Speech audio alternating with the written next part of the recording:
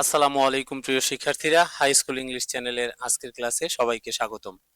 আজকে আমরা ইংরেজি গ্রামারের যে বিষয়টি নিয়ে আলোচনা করতে যাচ্ছি সেটি হচ্ছে ন্যারেশন। দেরি না করে চলো তবে শুরু করা যাক। আজকের ক্লাসে আমরা ন্যারেশনের 5টি বিষয় নিয়ে আলোচনা করব।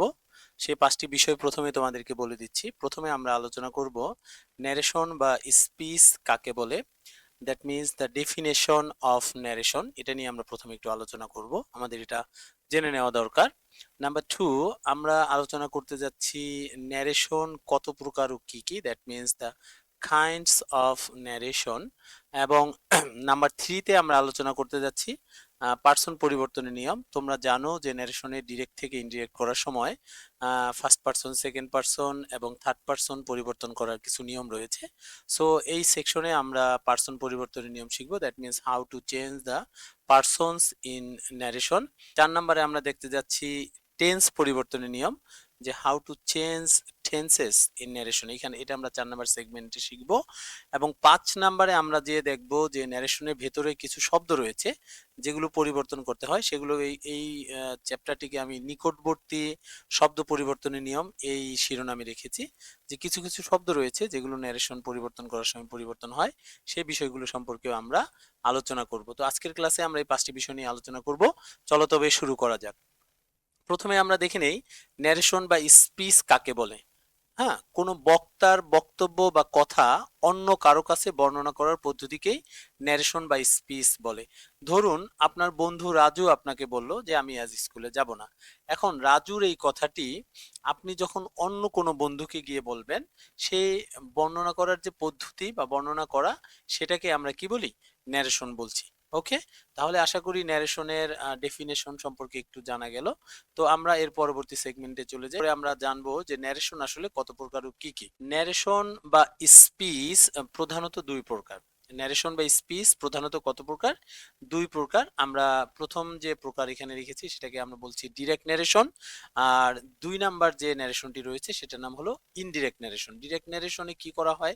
বক্তার বক্তব্যকে হুবহু বলা হয়, এবং ইনডিরেক্ট ন্যারেশনে বক্তার বক্তব্যগুলোকে কিছুটা পরিবর্তন করে বলা হয়। তাহলে আমরা জানলাম ন্যারেশন কত প্রকার। ন্যারেশন দুই প্রকার, ডিরেক্ট ন্যারেশন, ইনডিরেক্ট ন্যারেশন। তোমরা আরেকবার আমার সাথে বলো, ন্যারেশন দুই প্রকার, ডিরেক্ট ন্যারেশন এবং ইনডিরেক্ট ন্যারেশন। এই দুইটি বিষয় সম্পর্কে চলো আমরা আরেকটু বিস্তারিত দেখে নিই। ডিরেক্ট ন্যারেশন, বক্তার কোনো কথা কোনো পরিবর্তন না করে, বক্তার কোনো কথা কোনো পরিবর্তন না করে যখন হুবহু তার নিজের ভাষাতেই প্রকাশ করা হয়, তখন তাকে ডিরেক্ট ন্যারেশন বলে। তাহলে আমরা যখন কোনো বক্তার বক্তব্য শুনে সেই বক্তব্যে কোনো প্রকার পরিবর্তন না করে হুবহু সেই কথাটি অন্য কারো কাছে আমরা বলি, তাকে আমরা বলতেছি ডিরেক্ট ন্যারেশন। ওকে, ডিরেক্ট ন্যারেশন চেনার একটি উপায় রয়েছে। এই ধরনের বাক্যে বক্তার কথাটি সব সময় ইনভার্টেড কমার ভেতরে থাকে। তোমরা ইয়েলো যে সার্কেলের ভিতরে একটি চিহ্ন দেখতেছো এবং আরেকটি ইয়েলো সার্কেলের ভিতরে যে চিহ্ন দেখতেছো, এই চিহ্নটার নাম হচ্ছে ইনভার্টেড কমা। সচরাচর ডিরেক্ট ন্যারেশন গুলো এই ধরনের ইনভার্টেড কমার ভেতরে থাকে। নিচের উদাহরণটি দেখো, Rafiq said I am reading a book. Rafiq বলল আমি একটি বই পড়তেছি। তাহলে এই যে এখানে একটা ইনভার্টেড কমা এবং এইখানে একটা ইনভার্টেড কমা দিয়ে বোঝানো হচ্ছে রফিক যে কথাটি বলেছে হুবহু সেই কথাটি এখানে বলা হয়েছে, কোনো প্রকার পরিবর্তন করা হয়নি। যেহেতু এই সেন্টেন্সটি আই এম রিডিং এ বুক সেন্টেন্সটি একটি ইনভার্টেড কমার ভিতরে রয়েছে, তাই এটি একটি ডিরেক্ট ন্যারেশন। তাহলে আমরা ডিরেক্ট ন্যারেশন সম্পর্কে কি জানলাম? আমরা জানতে পারলাম বক্তার বক্তব্য শুনে সেটার কোনো পরিবর্তন না করে যখন হুবহু সেই কথাটি বলা হয়, তখন তাকে ডিরেক্ট ন্যারেশন বলা হয়। এবং লেখার সময় ডিরেক্ট ন্যারেশন গুলো সাধারণত না, ডিরেক্ট ন্যারেশন গুলো ইনভার্টেড কমার ভেতরেই থাকে। ওকে, এবার আমরা চলে যাব ইনডিরেক্ট ন্যারেশনে। দেখো, ইনডিরেক্ট ন্যারেশন কাকে বলে? যখন কোনো বক্তার কথা শুনে হুবহু না বলে যখন অন্য কেউ নিজের ভাষায় নিজের মতো করে বক্তার বক্তব্যটি বর্ণনা করে, তখন তাকে ইনডিরেক্ট ন্যারেশন বলা হয়। তাহলে বক্তার বক্তব্য যদি হুবহু বলা হয় সেটাকে আমরা জেনেছিলাম ডিরেক্ট ন্যারেশন, এবং বক্তার বক্তব্য হুবহু না বলে কিছুটা পরিবর্তন করে নিজের মতো করে বলা হয় তাকে বলা হয় ইনডিরেক্ট ন্যারেশন। এটা চেনারও একটি উপায় রয়েছে। এই ধরনের বাক্যে কোনো ইনভার্টেড কমা থাকে না। তাহলে আমরা জানলাম ডিরেক্ট ন্যারেশনটি ইনভার্টেড কমার ভেতরে থাকে এবং ইনডিরেক্ট ন্যারেশনে কোনো ইনভার্টেড কমা থাকে না, এবং সাধারণত দ্যাট বা অন্য কোনো লিঙ্কার দিয়ে দুটি অংশ যুক্ত থাকে। তোমরা নিচের উদাহরণটি লক্ষ্য করো। Rafiq said that he was reading a book. এই অংশে কোনো ইনভার্টেড কমা নেই, এই সেন্টেন্সটিতে কোনো ইনভার্টেড কমা দেখা যাচ্ছে না। সো এই অংশের কথাটি হুবহু না বলে একটু পরিবর্তন করে বলা হয়েছে, তাই এই ন্যারেশনটির নাম হচ্ছে ইনডিরেক্ট ন্যারেশন। আশা করি তোমরা ডিরেক্ট ন্যারেশন এবং ইনডিরেক্ট ন্যারেশন বিষয়টি বুঝতে পেরেছো। এখন পর্যন্ত আমরা আলোচনা করেছি ন্যারেশন কাকে বলে, ডিরেক্ট ন্যারেশন কাকে বলে এবং ইনডিরেক্ট ন্যারেশন কাকে বলে। চলো এর পরবর্তী সেগমেন্টে আমরা চলে যাই। একটি ডিরেক্ট ন্যারেশনের বাক্যে প্রধানত দুটি অংশ থাকে, একটির নাম রিপোর্টিং স্পিচ যেটা ইনভার্টেড কমার বাইরের অংশ, এবং অন্যটির নাম রিপোর্টেড স্পিচ যেটা ইনভার্টেড কমার ভেতরের অংশ। তোমরা এই যে রঙিন কালি দিয়ে লেখা উদাহরণটি লক্ষ্য করো। He said to me I am doing my he said to me I am doing my homework. সে বলল যে আমি আমার বাড়ির কাজ করছি। তো এই পুরো সেন্টেন্সটিতে তোমরা দেখো একটি অংশ ইনভার্টেড কমার ভেতরে রয়েছে এবং অন্য একটি অংশ ইনভার্টেড কমার বাহিরে রয়েছে। যদি আমি একটি কলম ব্যবহার করি তাহলে তোমরা এখানে দেখতে পারবে যে হি সেড টু মি এই অংশটুকু ইনভার্টেড কমার বাহিরে রয়েছে। সো এটি হচ্ছে রিপোর্টিং স্পিচ যেটা ইনভার্টেড কমার বাহিরের অংশ, এবং অন্য যে অংশটি ইনভার্টেড কমার ভিতরে রয়েছে সেটাকে নাম আমরা বলতেছি রিপোর্টেড স্পিচ। আশা করি তোমরা বুঝতে পেরেছো। পার্সন পরিবর্তনের নিয়ম। ডিরেক্ট থেকে ইনডিরেক্ট ন্যারেশন করার সময় রিপোর্টেড স্পিচের পার্সন নিচে দেওয়া নিয়ম অনুযায়ী পরিবর্তন হয়। তার মানে আমরা জানি যে ডিরেক্ট থেকে ইনডিরেক্ট করার সময় রিপোর্টেড স্পিচের পার্সনগুলো পরিবর্তন হতে পারে। তো কি নিয়মে সে পার্সনগুলো পরিবর্তন হয় সেই নিয়মগুলো নিচে দেওয়া হলো, চলো একটু দেখে নেওয়া যাক। তোমরা জানো পার্সন তিন প্রকার, ফার্স্ট পার্সন, সেকেন্ড পার্সন এবং থার্ড পার্সন। এই তিন ধরনের পার্সন পরিবর্তন করার জন্য ন্যারেশনে তিন ধরনের নিয়ম রয়েছে। এই তিনটি নিয়ম খুবই গুরুত্বপূর্ণ। তুমি যখনই ন্যারেশন করতে যাবা, ডিরেক্ট থেকে ইনডিরেক্ট করতে যাবা, তখনই কিন্তু তোমার এই পার্সন পরিবর্তনের বিষয়টি খুবই গুরুত্ব সহকারে লিখতে হবে, মনে রাখতে হবে। কারণ প্রত্যেকটি সেন্টেন্সেই পার্সন থাকে। মোস্ট অফ দ্য সেন্টেন্স আমরা বলবো, কারণ আমরা জানি যে ইম্পারেটিভ সেন্টেন্সে পার্সন থাকে না। সো যেহেতু মোস্ট অফ দ্য সেন্টেন্সের ভেতরেই পার্সন থাকে, সো পার্সন পরিবর্তনের নিয়মটা জানা আমাদের খুব জরুরি। সবাই একটু লক্ষ্য করে দেখো, এখানে লেখা আছে রিপোর্টেড স্পিচের ভেতরে যদি ফার্স্ট পার্সন থাকে, কি থাকে বলতো, ফার্স্ট পার্সন থাকে, তবে তার রিপোর্টিং ভার্বের সাবজেক্ট অনুযায়ী পরিবর্তন হয়। এখন অনেকের মনে প্রশ্ন জাগতে পারে যে ফার্স্ট পার্সন গুলো কি কি।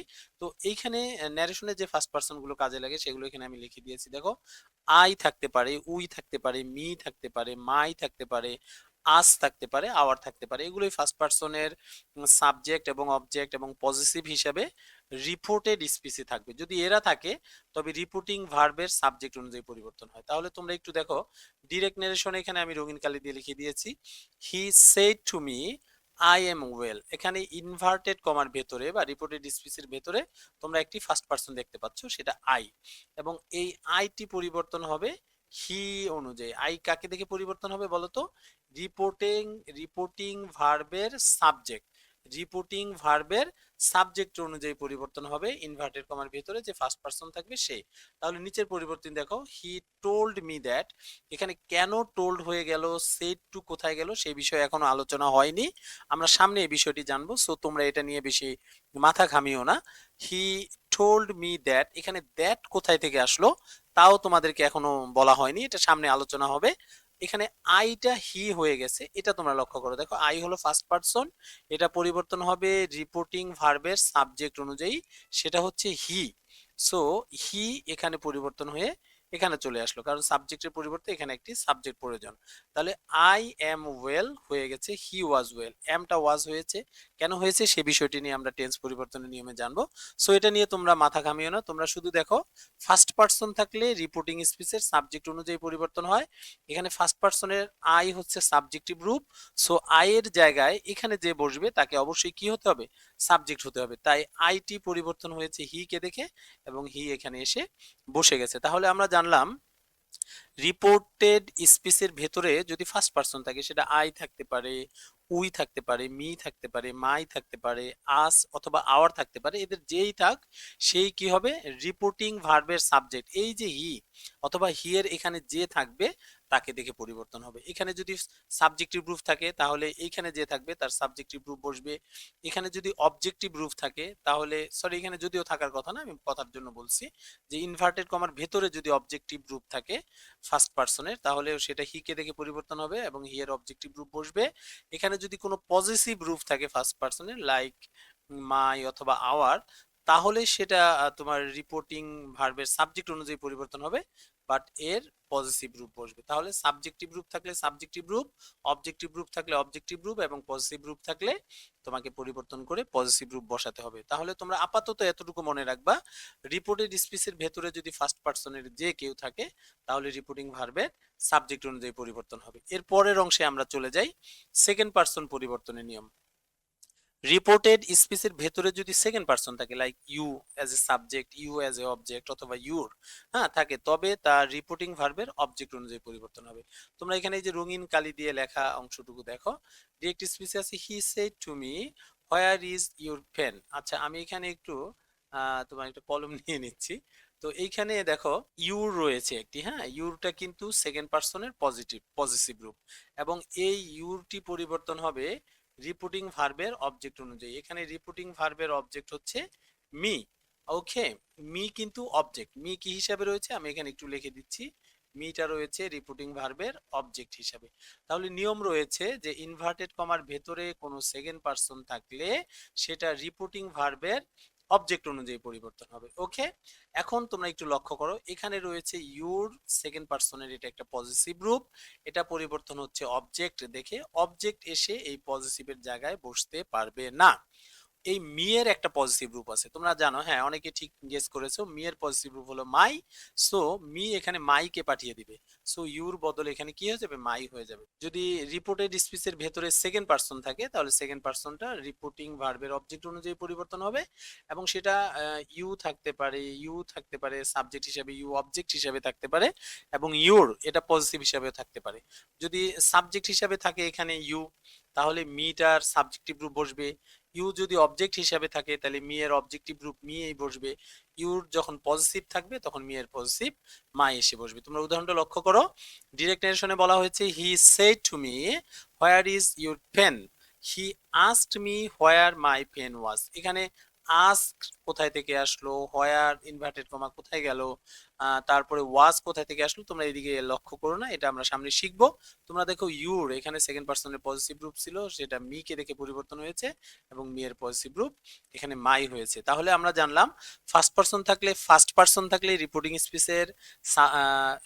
স্পিচের সাবজেক্ট দেখে পরিবর্তন হয়, সেকেন্ড পার্সন থাকলে রিপোর্টিং স্পিচের অবজেক্ট দেখে পরিবর্তন হয় এবং থার্ড পার্সন পরিবর্তনের নিয়মটি দেখো, থার্ড পার্সন থাকলে কোনো পরিবর্তন হবে না। রিপোর্টেড স্পিচের ভেতরে যদি থার্ড পার্সন যথা হি, শি, দে, ইট, রহিম, সাকিব ইত্যাদি কোনো নাম থাকে তবে তার কোনো পরিবর্তন হবে না। তোমরা উদাহরণটি লক্ষ্য করো, I said to you he is a good boy, I told you that he was a good boy. এখানে হি ছিল, এটা থার্ড পার্সন, নিচেও এখানে হি বসছে। সো আমরা জানলাম থার্ড পার্সন থাকলে কোনো পরিবর্তন হয় না। এইখানে যে আমরা যে পার্সন পরিবর্তনের নিয়ম শিখলাম, খুবই সহজ নিয়ম, তোমরা আরেকবার একটু শুনে নাও। যদি রিপোর্টেড স্পিচের ভেতরে ফার্স্ট পার্সন থাকে রিপোর্টিং স্পিচের সাবজেক্ট থেকে পরিবর্তন করবা, যদি সেকেন্ড পার্সন থাকে তাহলে রিপোর্টিং স্পিচের অবজেক্ট থেকে পরিবর্তন করবা, আর যদি থার্ড পার্সন থাকে তাহলে কোনো পরিবর্তন করবা না। এবং অবশ্যই একটা জিনিস খেয়াল রাখবা, ইনভার্টেড কমার ভেতরে যে পার্সনকে পরিবর্তন করছো সে যদি সাবজেক্টিভ রূপ থাকে তাহলে যাকে দেখে পরিবর্তন করবা তার সাবজেক্টিভ রূপ বসবে, তার যদি অবজেক্টিভ ফর্ম থাকে তাহলে যাকে দেখে পরিবর্তন করছো তার অবজেক্টিভ ফর্ম বসবে, সে যদি পজিটিভ রূপে থাকে তাহলে যাকে দেখে পরিবর্তন করছো তার পজিটিভ রূপ বসবে। এটা অবশ্যই তোমরা মনে রাখবা। আমরা এবার পরের সেগমেন্টে চলে যাই, টেন্স পরিবর্তনের নিয়ম। টেন্স পরিবর্তনের নিয়মটা খুবই গুরুত্বপূর্ণ, কারণ প্রত্যেকটি ডিরেক্ট থেকে ইনডিরেক্ট পরিবর্তন করার সময় টেন্সগুলোর পরিবর্তন করতে হয়। রিপোর্টিং ভার্বটি যদি পাস্ট টেন্সে হয় তবেই কেবল রিপোর্টেড স্পিচের টেন্সের নিচে নিয়ম অনুযায়ী পরিবর্তন হবে। তার মানে তুমি টেন্স চাইলেই পরিবর্তন করতে পারবা না। রিপোর্টিং ভার্বটি যদি প্রেজেন্ট বা ফিউচার টেন্সে থাকে তাহলে রিপোর্টেড স্পিচের টেন্সের কোনো পরিবর্তন হয় না। আমি আরেকবার বলছি, রিপোর্টিং ভার্বটি যদি ইনভার্টেড কমার বাহিরের ভার্বটি যদি প্রেজেন্ট বা ফিউচার টেন্সে থাকে তাহলে রিপোর্টেড স্পিচের টেন্সের কোনো পরিবর্তন হয় না। কিন্তু রিপোর্টিং ভার্বটি যদি পাস্ট টেন্সে থাকে তবেই কেবল রিপোর্টেড স্পিচের টেন্স নিচের নিয়ম অনুযায়ী পরিবর্তিত হবে। ওকে, ডিরেক্ট স্পিচের টেন্স প্রেজেন্ট সিম্পল টেন্সে যদি থাকে, ডিরেক্ট স্পিচের টেন্স ইনভার্টেড কমার টেন্সটি যদি প্রেজেন্ট সিম্পল টেন্সে থাকে তাহলে সেটা পাস্ট সিম্পল হয়ে যাবে। যদি প্রেজেন্ট কন্টিনিউয়াস থাকে তাহলে পাস্ট কন্টিনিউয়াস হবে। যদি প্রেজেন্ট পারফেক্ট টেন্সে থাকে তাহলে পাস্ট পারফেক্ট হবে। আর যদি প্রেজেন্ট পারফেক্ট কন্টিনিউয়াস টেন্সে থাকে তাহলে পাস্ট পারফেক্ট কন্টিনিউয়াস হবে। স্ট্রাকচারটা এরকম হবে, তোমরা দেখবা যে V1 রয়েছে সেটাকে তোমরা V2 করে দিবা, তাহলে প্রেজেন্ট ইনডিফিনিট থাকবে, প্রেজেন্ট পাস্ট ইনডিফিনিট হয়ে যাবে। তোমরা দেখবা যে সেখানে অ্যামিজার আছে, জাস্ট খালি তোমরা ওয়াজ ওয়্যার করে দিবে, তাহলেই দেখবা প্রেজেন্ট কন্টিনিউয়াস এরটা পাস্ট কন্টিনিউয়াস হয়ে গেছে। তোমরা সেখানে দেখবা হ্যাভ অথবা হ্যাজ প্লাস V3 থাকবে, তোমরা সেটাকে জাস্ট হ্যাড করে দিবা, হ্যাভ হ্যাজ থাকলে হ্যাড করে দিবা, তাহলে দেখবা সেটা চেঞ্জ হয়ে গেছে। এবং হ্যাভ বিন হ্যাজ বিন যদি থাকে সেটাকে হ্যাড বিন করে দিলেই টেন্সটা সহজে পরিবর্তন হয়ে যাবে। তাহলে আমরা প্রেজেন্ট টেন্সের ক্ষেত্রে জানলাম প্রেজেন্ট টেন্সের 4টি টেন্স রয়েছে, তার যেটিতেই থাকুক তোমরা জাস্ট হুবহু তার পাস্ট করে দিবা, অর্থাৎ প্রেজেন্ট ইনডিফিনিট থাকলে পাস্ট ইনডিফিনিট, প্রেজেন্ট কন্টিনিউয়াস থাকলে পাস্ট কন্টিনিউয়াস, প্রেজেন্ট পারফেক্ট থাকলে পাস্ট পারফেক্ট এবং প্রেজেন্ট পারফেক্ট কন্টিনিউয়াস থাকলে পাস্ট পারফেক্ট কন্টিনিউয়াস করবা। এগুলো যদি মনে রাখতে না পারো তাহলে এটা মনে রেখো, V1 থাকলে V2, অ্যামিজার থাকলে ওয়াজ ওয়্যার, এখানে V2ই বলেছি, হ্যাভ হ্যাজ থাকলে হ্যাড হবে মানে হ্যাভ হ্যাজ এর V2 হবে, এখানে দেখো হ্যাভ হ্যাজ এর থাকলে হ্যাড হবে। অর্থাৎ প্রেজেন্ট ইনডিফিনিট টেন্সের যেই টেন্সেই থাকুক সেখানে একটা V1 থাকবেই, সেই V1 কে তোমরা V2 করে দিলে হয়ে যাবে। আরেকটা জিনিস বলি, এখানে অনেক সময় V1 এর সাথে এস বা ইএস অথবা আইএস থাকতে পারে, সেটাকে V2 করে দিতে হবে। আশা করি তোমরা প্রেজেন্ট টেন্স পরিবর্তনের নিয়মটা শিখেছো। পরের অংশে চলে যাই। ডিরেক্ট স্পিচের টেন্স যদি দেখো তোমরা পাস্ট সিম্পল টেন্স রয়েছে তাহলে সেটা পাস্ট পারফেক্ট হবে, যদি পাস্ট কন্টিনিউয়াস টেন্সে থাকে তাহলে সেটা পাস্ট পারফেক্ট কন্টিনিউয়াস হয়ে যাবে। তোমরা দেখবে যে সেখানে V2 রয়েছে, প্রশ্নে যদি ইনভার্টেড কমার ভেতরে তোমরা V2 দেখতে পাও তাহলে উত্তরে তোমরা হ্যাড প্লাস V3 করে দিলেই টেন্সটা চেঞ্জ হয়ে যাবে। অথবা তোমরা যদি দেখো ওয়াজ ওয়্যার প্লাস ভার্বের সাথে আইএনজি রয়েছে, ওয়াজ ওয়্যার প্লাস ভার্বের সাথে আইএনজি, তার মানে পাস্ট কন্টিনিউয়াস টেন্সে যদি দেখো রয়েছে তাহলে সেটাকে তোমরা হ্যাড বিন প্লাস ভার্বের সাথে আইএনজি তে রূপান্তর করে দিলেই তোমাদের পাস্ট কন্টিনিউয়াস টেন্সটি পাস্ট পারফেক্ট কন্টিনিউয়াস টেন্স হয়ে যাবে। আরেকটা জিনিস খেয়াল রাখবে, পাস্ট পারফেক্ট এবং পাস্ট পারফেক্ট কন্টিনিউয়াস টেন্সের কোনো পরিবর্তন হয় না। এরপরে যদি ফিউচার টেন্সে থাকে, রিপোর্টেড স্পিচের অংশটি যদি ফিউচার টেন্সে থাকে তাহলে পরিবর্তনটা খুবই সহজ। শ্যাল থাকলে শুড হয়ে যাবে, উইল থাকলে উড হবে, ক্যান থাকলে কুড হবে, মে থাকলে মাইট হবে এবং মাস্ট থাকলে হ্যাড টু। আরেকটি কথা লক্ষণীয়, খুবই গুরুত্বপূর্ণ, রিপোর্টেড স্পিচটি যদি কোনো চিরন্তন সত্য, that means universal truth, or habitual fact, that means অভ্যাসগত কর্ম বোঝায় তবে রিপোর্টিং ভার্ব পাস্ট টেন্স হলেও ভেতরের টেন্সের কোনো পরিবর্তন হবে না। এটা কিন্তু অবশ্যই অবশ্যই তোমরা লক্ষ্য রাখবে। আমি আরেকবার বলি, রিপোর্টেড স্পিচের ভেতরের অংশটি যদি, রিপোর্টেড স্পিচের ভেতরের বাক্যটি যদি চিরন্তন সত্য হয়, কারো অভ্যাসগত কর্ম বোঝায়, তবে রিপোর্টিং ভার্বটি পাস্ট টেন্সে হলেও ভেতরের টেন্সের কোনো পরিবর্তন হবে না। এরপরে দেখো কিছু শব্দ রয়েছে যেগুলো ন্যারেশনে করতে গেলে চেঞ্জ হয়ে যায়, এটাকে আমরা নিকটবর্তী শব্দ পরিবর্তনের নিয়ম হিসাবে এখানে লিখেছি। ডিরেক্ট স্পিচে সময় বা স্থানের কাছাকাছি বোঝায় এমন কোন শব্দ থাকলে ইনডিরেক্ট হওয়ার সময় তা দূরবর্তী শব্দে পরিণত হয়। যেমন যদি থাকে নাও, এটা হয়ে যাবে দেন, দিস থাকলে দ্যাট, দিস থাকলে দোজ হবে, হেয়ার থাকলে দেয়ার, টুডে থাকলে দ্যাট ডে তে রূপান্তর হয়ে যাবে। ঠিক আছে, এগুলো তোমাদেরকে মুখস্থ করতে হবে। এছাড়া টুমোরো যদি থাকে দ্য নেক্সট ডে অথবা দ্য ফলোইং ডে হবে, ইয়েস্টারডে যদি থাকে তাহলে the previous day, the day before হয়ে যেতে পারে, দুটার যে কোনো একটা দেবে, দ্য প্রিভিয়াস ডেটাই সহজে মনে থাকবে আশা করি। Last night, last week, last month, last year, এই ধরনের যদি কোনো বাক্য থাকে, শব্দ থাকে, তাহলে তোমরা the previous night, previous week, previous month, previous year দিয়ে দিবে। ওকে, অ্যাগো থাকলে বিফোর হবে, হেন্স থাকলে দেন্স, এটা তেমন ব্যবহার হয় না, কাম থাকলে গো হবে। এ পর্যন্তই ছিল আজকের আমাদের ন্যারেশনের ক্লাস। আশা করি প্রথম থেকে এই পর্যন্ত যতটুকু পড়ানো হয়েছে তা তোমরা সুন্দরভাবে শিখতে পেরেছো। তোমাদের যদি কোনো প্রশ্ন থাকে তোমরা অবশ্যই কমেন্ট সেকশনে জানাবা।